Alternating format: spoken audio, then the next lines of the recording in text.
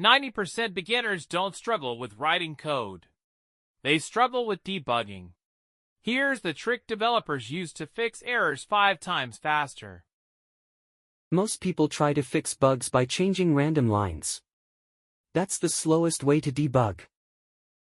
Before coding, break your task into steps: input, process, output, edge cases. If any step is unclear, that's where the bug hides.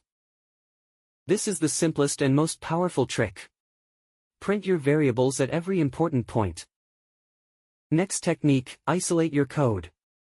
Comment everything out. Run only a small part. Then enable the next part. Let's take a simple example. We expect the loop to run 5 times, but it runs only 3 times. See how printing values exposes the mistake. Stop debugging by guessing. Start debugging by understanding how your code behaves. Want part 2? Comment debug. And watch the next video in this series.